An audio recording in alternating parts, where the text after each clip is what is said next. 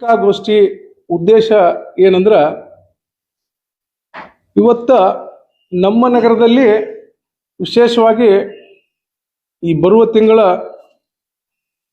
5 ಮತ್ತು 7 ಇದರೊಳಗೆ 2 ದೊಡ್ಡ ಜಾತ್ರೆಗಳಾಕವು. ಒಂದು ಪಂಡಿತ್ ಪುಟ್ಟರಾಜ ಗವಾಯಿಗಳ ಮಠದ ಜಾತ್ರೆ ಮತ್ತು ನಗರದ ಗಂಗಾರಪೇಟೆಯಲ್ಲಿರುವ ದುರ್ಗಾದೇವಿ ಜಾತ್ರೆ.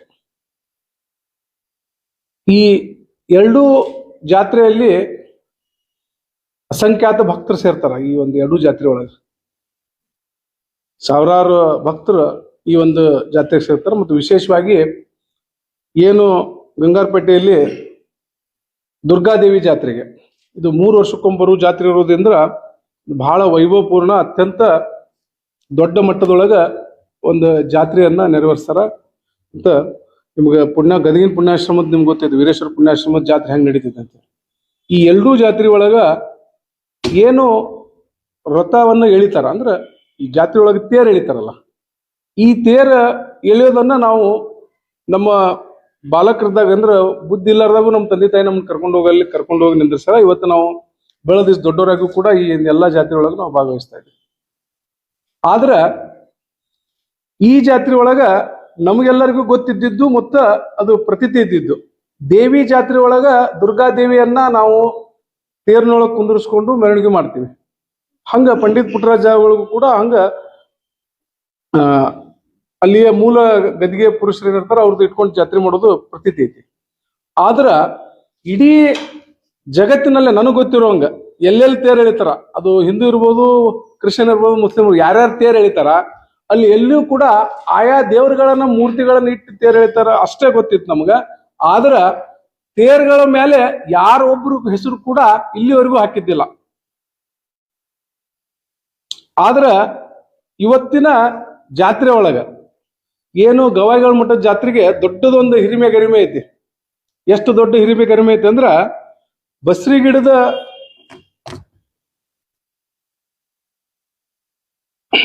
ಗಿಡದವ್ರು ಏನೈತಲ್ಲ, ಅವತ್ತಿನ ಕಾಲಕ್ಕ ಲಕ್ಷಾಂತರ ರೂಪಾಯಿ ಬೆಲೆ ಬಾಳುವ 1 ಎಕರೆ ಜಾಗದೊಳಗ ಗವಾಯಿಗಳ ಮಠವನ್ನ ಸ್ಥಾಪನೆ ಮಾಡಕ್ಕೆ ಜಾಗ ಕೊಟ್ಟರು. ಮತ್ತೆ ಅದ್ರ ಜೊತೆನೆ ಈ ಪುಟ್ಟರಾಜ ಗವಾಯಿಗಳವರ ಅಂಧರ ಶಿಕ್ಷಣ ಸಮಿತಿ ಈ ಒಂದು ಸಂಸ್ಥೆಯಿಂದ ಈ BEd ಕಾಲೇಜಿಗೆ ಅವರು ಕೂಡ 1 ಎಕರೆ ಮೇಲೆ ಜಾಗವನ್ನು ಕೊಟ್ಟಿದ್ದಾರೆ. ಇಲ್ಲಿವರೆಗೂ ಕೂಡ ಈ ಮಠದ ಟ್ರಸ್ಟ್ನವರು ಎಲ್ಲಿ ಕೂಡ ಇವ್ರದ್ದು ಒಂದು ನಾಮಫಲಕ ಹಾಕಿಲ್ಲ, ಇಂತಿಂತವ್ರು ಕೊಟ್ಟಾರ, ಇದನ್ನ ಹಿಂಗ್ ಮಾಡ್ಯಾರ ಅಂತ ಹೇಳಿ. ಆದ್ರ 4 ತೇರಿ ಗಾಲಿ ಮೇಲೆ ಒಬ್ಬ ಮುಸ್ಲಿಂ ಸಮಾಜದ ಹೆಣ್ಣು ಮಗಳ ಹೆಸರನ್ನ ಹಾಕ್ಯಾರ. ಇದು ಅಸಂಖ್ಯಾತ ಭಕ್ತರಿಗೆ ನೋವು ತಂದಿದೆ. ನಮ್ಮ ಮನಸ್ಸಿಗೆ ಘಾಸಿ ಆಗೈತಿ. ಯಾಕೆ ಘಾಸಿ ಆಗೈತಿ ಅಂದ್ರ ನಮಗ್ ಗೊತ್ತಿರೋಂಗ ತೇರ್ ಅಂದ್ರೆ ಅದಕ್ಕೆ ಉತ್ತ ತೆಗಿಬೇಕು, ಅದಕ್ಕೆ ನಮಸ್ಕಾರ ಮಾಡ್ಬೇಕು, ಆ ತೇರೊಳಗೆ ದೇವ್ರು ಇರ್ತಾನ ಅಂತ ತಿಳ್ಕೊಂಡಿದ್ವಿ. ಆದ್ರ ಇವತ್ತ ಹೆಸರು ರೂಪದೊಳಗೆ ಮನುಷ್ಯರನ್ನು ಕೂಡ ಅದ್ರೊಳಗೆ ಕುಂದ್ರಿಸುವಂತ ವ್ಯವಸ್ಥೆ ನಡೆದಿದ್ದಲ್ಲ, ಇದಕ್ಕೆ ನಾವು ಧಿಕ್ಕರಿಸ್ತೀವಿ. ಅದಕ್ಕ ನಾನು ವೀರೇಶ್ವರ ಪುಣ್ಯಾಶ್ರಮದ ಟ್ರಸ್ಟಿಗಳಿಗೆ ಕೇಳ್ತೀನಿ, ತಾವು ಯಾರನ್ನ ಕೇಳಿ, ಯಾವ ಭಕ್ತರನ್ನ ಕೇಳಿ ಈ ಹೆಸರುಗಳನ್ನ ಹಾಕಕ್ ಕೊಟ್ರಿ, ಮತ್ತ ತೇರು ತಗೊಂಡು ಹೊತ್ನಾಗ ಯಾರ ಹತ್ರ ನೀವು ಬಂದು ದೇಣಿಗೆಯನ್ನು ತಗೊಂಡ್ರಿ. ಇದು ಸೇಮ್ ಗಂಗಾರಪೇಟೆ ದುರ್ಗಾದೇವಿ ಜಾತ್ರಾ ಕಮಿಟಿವರೆಗೂ ಬರ್ತೈತಿ. ಇದು ಯಾವಾಗ ನೀವು ಸಭೆ ಕರೆದು ತೇರನ್ನ ಹೊಸಾದ್ ಮಾಡ್ಬೇಕಂತ ನಿರ್ಣಯ ತಗೊಂಡ್ರಿ, ಮತ್ತ ಎಷ್ಟು ಜನರ ಭಕ್ತರ ಮನೆಗೆ ಹೋಗಿ ಈ ತೇರಿಗಾಗಿ ದುಡ್ಡು ಕೇಳಿರಿ. ನೀವು ಯಾರಿಗೂ ಕೇಳದನ ಯಾರೋ ಒಬ್ರು ಏನೋ ಕೊಡಿಸ್ತಾರ ಅಂದ ತಕ್ಷಣನ ನಿಮ್ಮ ಅಷ್ಟಕ್ಕ ನೀವು ನಿಮ್ದ ಮನೆ ಸ್ವಂತ ಪ್ರಾಪರ್ಟಿ ಅನ್ನೋ ಲೆವೆಲ್ ಒಳಗ ನಿಮಗೆ ಹೆಂಗ್ ಬೇಕು ಹಂಗ ಈ ತೇರುಗಳನ್ನ ಮಾಡಿಸ್ಕೊಂಡು ಅವ್ರ ಹೆಸರು ಹಾಕಿದ್ಯಾ. ನಿಮ್ಗೆ ಗೊತ್ತಿರ್ಲಿ, ಗದಗ್ ನಗರದ ಒಂದು ದೇವಸ್ಥಾನದ ಮೇಲೆ, ನೀವು ಗಮನಿಸಿರೋ ಗೊತ್ತಿಲ್ಲ, ಗದಗ್ ನಗರದ ಒಂದು ದೇವಸ್ಥಾನದ ಮೇಲೆ ದೇವಸ್ಥಾನ ಗೋಪುರ ಕಟ್ಟಿಸಿದ್ದಕ್ಕ ಅವ್ರ ಮೂರ್ತಿಯನ್ನು ಕುಂದ್ರಿಸ್ಯಾರ. ಎಷ್ಟು ಹಾಸ್ಯಾಸ್ಪದ ಇದು ಅಂದ್ರ, ನಾವು ದೇವ್ರಿಗೆ ನಮಸ್ಕಾರ ಮಾಡ್ತೀವೋ ವ್ಯಕ್ತಿಗಳಿಗೆ ನಮಸ್ಕಾರ ಮಾಡ್ಬೇಕು ಅನ್ನೋದು ತಿಳಿವಲ್ದು. ಅಂದ್ರ ವ್ಯಕ್ತಿ ಪೂಜೆನೂ ಮಾಡ್ತೀವಿ ನಾವು, ಮಾಡಂಗಿಲ್ಲ ಅಂತಲ್ಲ. ಆದ್ರ ದೇವ್ರಿದ್ದಲ್ಲಿ ವ್ಯಕ್ತಿ ದೊಡ್ಡವಲ್ಲ, ಅಲ್ಲೇ ದೇವರೇ ದೊಡ್ಡವ. ಅದಕ್ಕ ಏನು ಈಗ ದಾನ ಮಾಡೋರು ಇರ್ತಾರಲ್ಲ, ಹಿರಿಯರು ಹೇಳ್ತಾರ, ಬಲಗೈಯಿಂದ ಕೊಟ್ಟಿದ್ದು ಎಡಗೈ ಗೊತ್ತಾಗಬಾರ್ದು, ಎಡಗೈಯಿಂದ ಕೊಟ್ಟಿದ್ದು ಬಲಗೈ ಗೊತ್ತಾಗಬಾರ್ದು. ದಾನವನ್ನ ಕೊಟ್ಟು ಮರ್ತು ಬಿಡ್ಬೇಕು. ಮತ್ತ ಈ ಹಿಂದ ನಮ್ಮ ಪೂರ್ವಜರ ಕಾಲದಿಂದನೂ ದಾನ ಕೊಡೋದಂದ್ರೆ ಏನಪ್ಪಾ, ನಮ್ಮಲ್ಲೇ ಸಮಭಾವನೆ ಬರಲಿ. ಈ ಜಾತಿಗಳ ನಡೆಯೋದಕ್ಕ ಇಲ್ಲಿ ಯಾವ ಜಾತಿಯವ್ರು ಬರ್ತಾರಂತ ನಮ್ಗೇನು ಗೊತ್ತಾಗುತ್ತಾ? ಇಲ್ಲಿ ಯಾವ ಜಾತಿ ಏನು ಗೊತ್ತಿಲ್ಲ, ಎಲ್ಲರೂ ಆ ಜಾತ್ರೆಗೆ ಬರ್ಬೇಕು, ಆಯಾ ದೇವರುಗಳ ಆಶೀರ್ವಾದ ತಗೋಬೇಕು, ಉತ್ತ ತೆಗಿಬೇಕು, ಪ್ರಸಾದ ಮಾಡ್ಕೊಂಡ್ಬಿಟ್ಟು ಹೋಗ್ಬೇಕು. ನಮ್ಮಲ್ಲಿ ಸಮಾನತೆ ಬರಲಿ, ನಾವೆಲ್ಲರೂ ಒಂದಾಗಿರ್ಲಿ, ಒಗ್ಗಟ್ಟಾಗಿರ್ಲಿ ಸಮಾಜದೊಳಗೆ ಅನ್ನೋ ದೃಷ್ಟಿಕೋನದಿಂದ ಎಷ್ಟೋ ಜನ ತೇರು ಮಾಡ್ಸಾರ. ಆದ್ರೆ ಯಾರೂ ಕೂಡ ಹೆಸರುಗಳನ್ನು ಹಾಕಿಲ್ಲ. ಆದ್ರ ಇಲ್ಲೇ ನಮ್ಮ ವೀರೇಶ್ವರ ಪುಣ್ಯಾಶ್ರಮಕ್ಕೆ ಅದರದೇ ಆದಂತ ದೊಡ್ಡ ಗರಿಮೆ ಇದೆ. ಎಷ್ಟು ದೊಡ್ಡದಂದ್ರ ಇಡೀ ಇವತ್ತಿನ ದಿನಕ್ಕೆ ನನಗ್ ಗೊತ್ತಿರೋಂಗ ಇಡೀ ದೇಶಕ್ಕ ಮಾದರಿ ಮಠ ಅದ. ಯಾಕಂದ್ರ ಅಂಧ ಅನಾಥರನ್ನ ಸಾಕುವಂತ ಮಠ, ಮತ್ತ ಸಂಗೀತಕ್ಕ ಇವತ್ತ ಇಡೀ ನಾಡಿಗೆನ ಪ್ರಸಿದ್ಧವಾದಂತ ಮಠ. ಅಂತ ಮಠದೊಳಗೆ ಇವತ್ತ ನಮಗೆಲ್ಲಾ ಭಕ್ತರಿಗೆ ನೋವಾಗುವಂಗ ಈ ತೇರಿನ ಗಾಲಿ ಮೇಲೆ ಹೆಸರು ಹಾಕಿ, ಆ ವ್ಯಕ್ತಿಗಳ ಹೆಸರು ಹಾಕಿ ಎಳೆಯೋದು ಅತ್ಯಂತ ನಮಗೆ ನೋವು ತಂದಿದೆ. ಮತ್ತ ಈ ರಾಜಕಾರಣಿಗಳ ಹೆಸರಲ್ಲೇ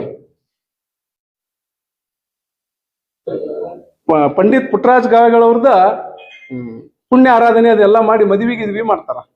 ಈ ಮದುವೆ ಮಾಡ್ತಾರಲ್ಲ, ಈ ಮದುವೆ ಮಾಡುದು ರೊಕ್ಕ ಮಠದಿಂದನೋ ಅಥವಾ ಅಲ್ಲಿ ಯಾರೋ ಕೆಲವೊಂದಿಷ್ಟು ಜನ ವ್ಯಕ್ತಿಗಳು ತಮ್ಮ ಗುಂಪು ಕರ್ಕೊಂಡು ಮಠದೊಳಗ ತಮ್ಮದೇ ಮಠ ಅನ್ನೋ ರೀತಿಯೊಳಗ ನಮಗ್ ಗೊತ್ತಿರೋಂಗ ನಾವು ನಮ್ಮ ಅಜ್ಜನ ಕಾಲದಿಂದನೂ ಆ ಮಠಕ್ಕೆ ಹೋಗ್ತೀವಿ.